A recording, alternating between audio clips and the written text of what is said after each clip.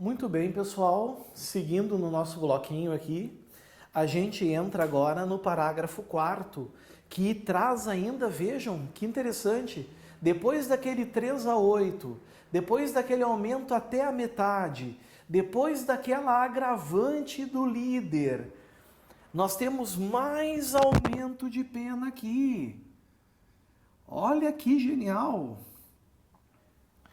A pena é aumentada de 1/6 aqui é o maior aumento de todos, né? A 2/3. 1/6 a 2/3. Se há participação de criança ou adolescente. Criança até 12 anos incompletos, adolescente de 12 anos completos a 18 anos incompletos. Envolvendo esses menores, certo? Vai ter o aumento de pena até pela corrupção de menor que envolve essa conduta, né? Maiores costumam usar menores para a prática de delitos, porque sabe que nesse caso o escudo são os menores.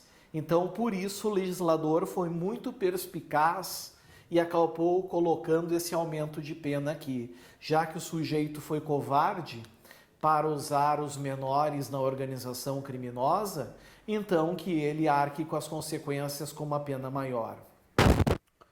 2.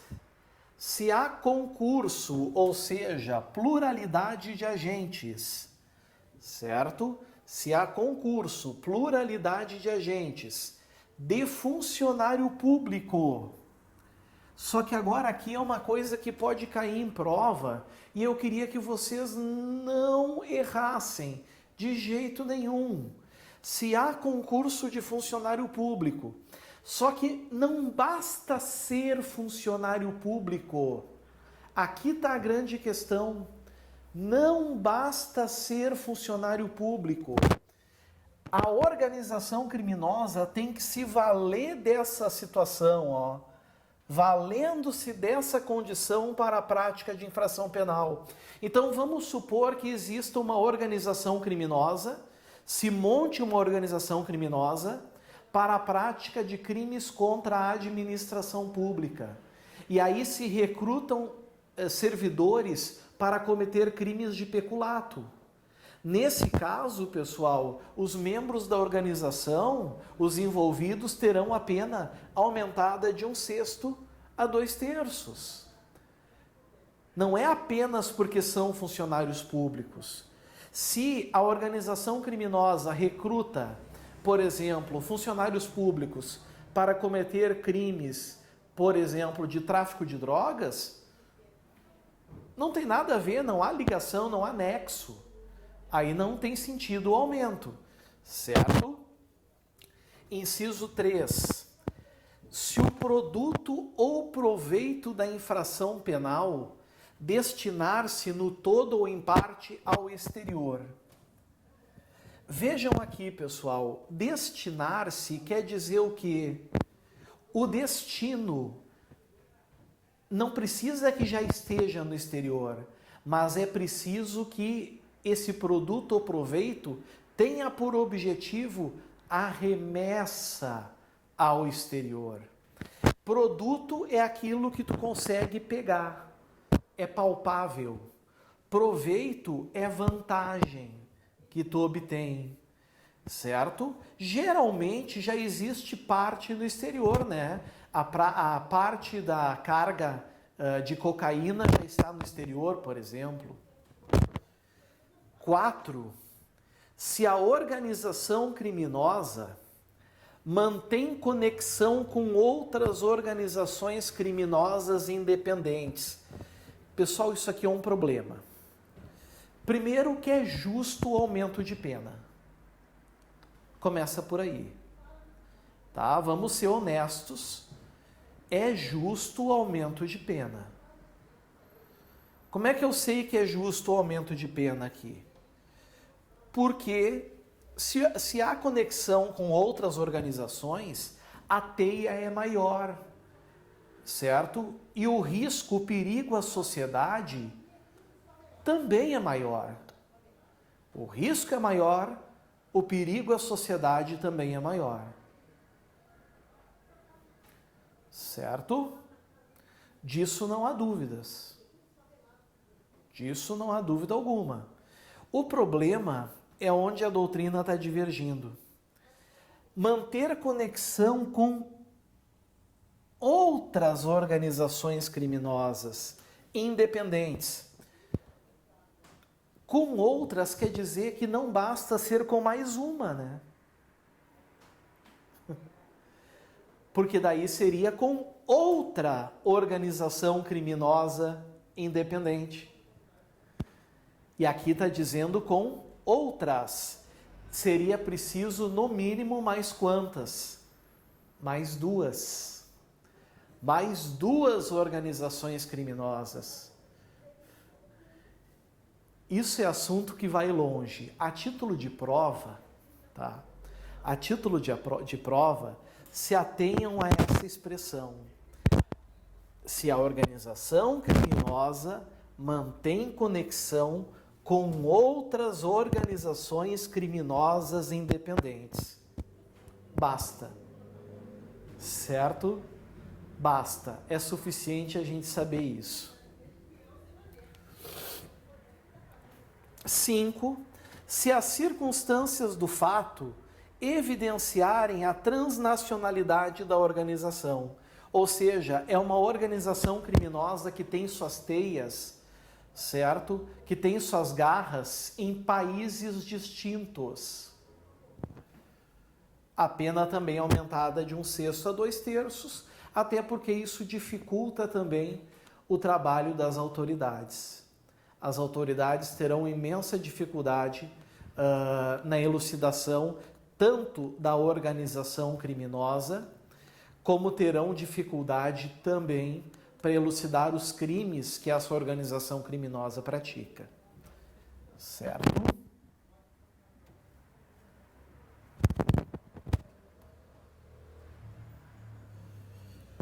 Parágrafo 5º.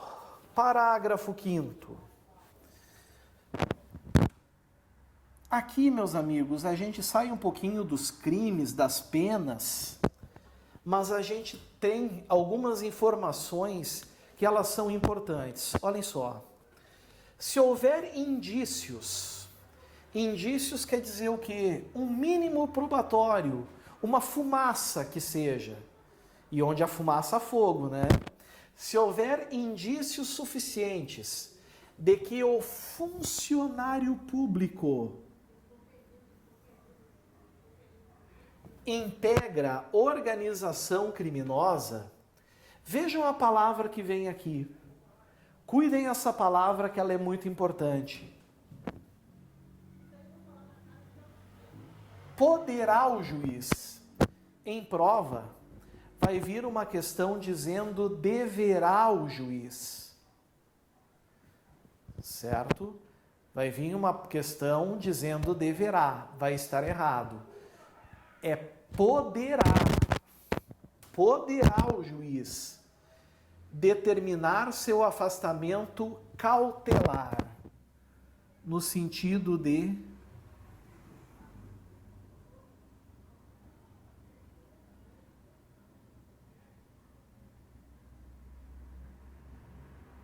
preservação, cautelar do cargo, emprego ou função, sem prejuízo da remuneração. Ou seja, a remuneração aqui vai ser decidida no caso concreto. Quando a medida se fizer necessária a investigação, investigação envolve inquérito policial, certo?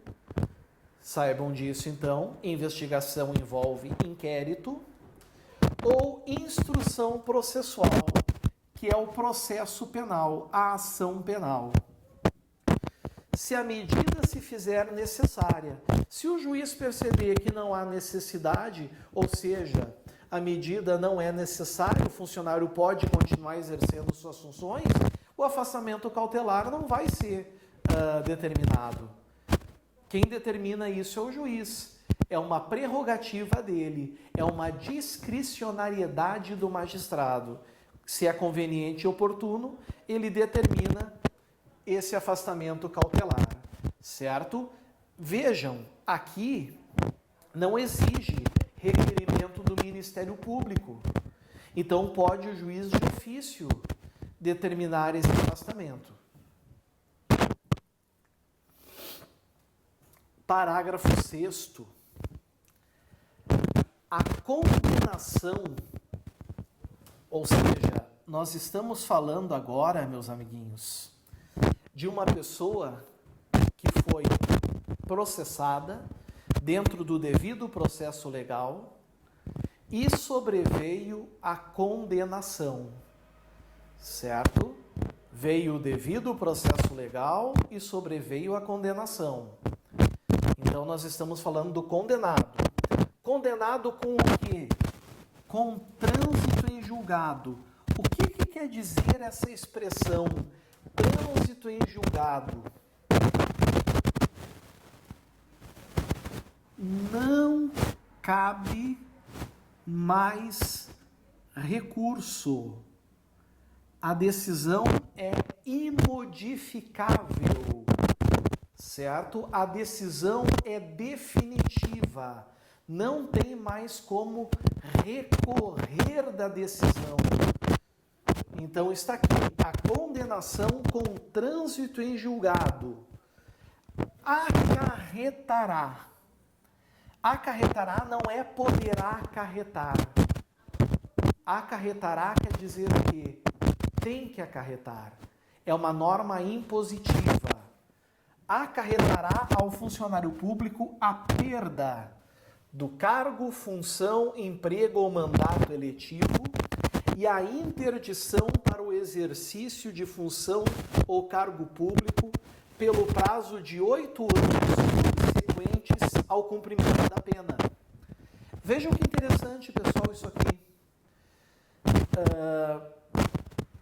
Na minha opinião, claro, minha opinião não serve para nada, mas na minha opinião, funcionário público condenado por integrar crime organizado, organização criminosa, não podia mais reassumir cargo público para sempre. Mas não é o que a lei estabelece, né? A lei não estabelece isso. A lei estabelece, primeiro, que se ele tem um cargo, emprego ou função, ele perde. Segundo, depois de cumprir a pena, por 8 anos, ele não pode ser elegível, ele não pode assumir um emprego, um cargo ou uma função pública. Mas vejam, esse prazo só começa a contar, e isso já caiu em prova, então os senhores têm que cuidar, isso já caiu em prova, só começa a contar quando cumprir a pena. Não é a contar da condenação. Ou seja, o sujeito é condenado a 12 anos, vamos supor, com as agravantes, com os aumentos de pena. Aí, enquanto ele está lá cumprindo pena, o período de 8 anos está passando. Que barbada, né? É óbvio que não. Ou seja, ele cumpriu pena, ele já goza de liberdade. A partir desse momento da sua liberação, do seu alvará de soltura, certo? Ou da certidão de extinção da pena, a partir dali conta-se 8 anos. Findados 8 anos, ele está livre, aí sim, para um novo cargo, função ou emprego público.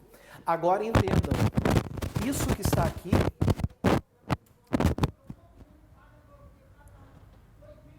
não é pena. Isso que os senhores estão vendo aqui não é pena. É isso que eu quero que os senhores cuidem. Não é pena. O que os senhores estão vendo ali é efeito da condenação. É efeito da condenação. Certo?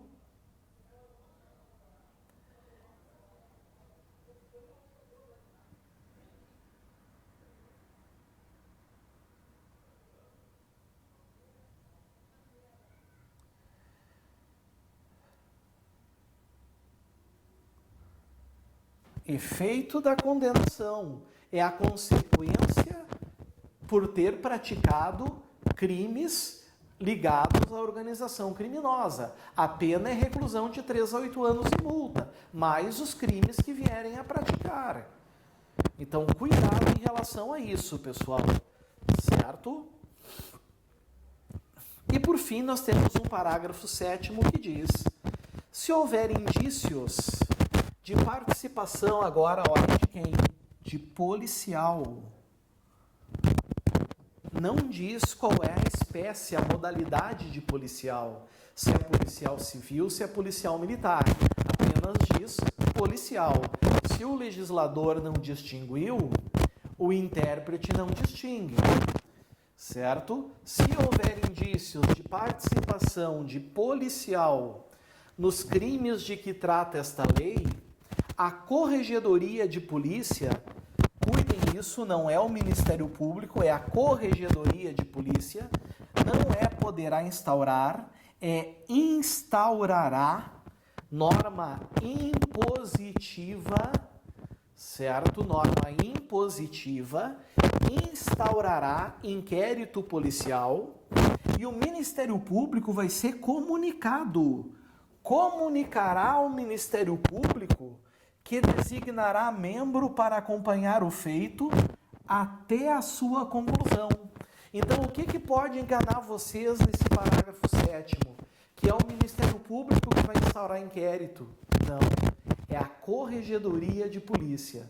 O Ministério Público é apenas comunicado, vai indicar um membro que vai acompanhar o inquérito até o final, certo? Pela gravidade dos fatos, o MP tem que estar sempre acompanhando de pertinho.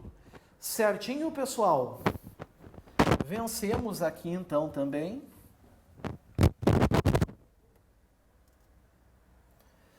Parágrafo 8º. As lideranças de organizações criminosas armadas, e vejam que quando fala armadas agora aqui, certo? Vejam que agora quando fala armadas, não fala de arma de fogo. Agora pode ser arma de fogo e pode ser arma branca. Ou que tenham armas à disposição, ou seja, armas em algum lugar guardadas, em depósito, deverão iniciar o cumprimento da pena em estabelecimentos penais de segurança máxima. Então, em contrapartida, em contrassenso, o que a gente entende? Que se não tiver armas, esses agentes poderão iniciar a cumprir pena em presídios, por exemplo, de segurança média. Segurança máxima só se a organização criminosa for armada ou que as armas estejam à disposição de fácil acesso, e isso de constatação pelos órgãos investigativos. Ok? Parágrafo 9º. O condenado, expressamente em sentença por integrar a organização criminosa ou por um crime praticado pelo meio da organização criminosa, que nós chamamos isso de crimes correlatos, não poderá progredir de regime de cumprimento de pena ou obter livramento condicional ou outros benefícios prisionais se houver elementos probatórios que indiquem a manutenção do vínculo associativo. Amigos, os presos, eles vão progredindo de regime. Do regime fechado para o regime semiaberto, do semiaberto para o aberto, do aberto para o livramento condicional. O objetivo disso é o quê? Ressocializar, fazer com que o indivíduo volte ao convívio social. Mas se tiver elementos aqui que mostrem que ele ainda se mantém com alguma ligação à organização criminosa, esses benefícios desaparecem. Eles não podem ser concedidos, certo? É vedado. Por quê? Porque ele vai reforçar a organização criminosa. Ela continuará reforçada. Então, cuidado com esse parágrafo 9º, da forma que ele poderá ser exigido. Certinho?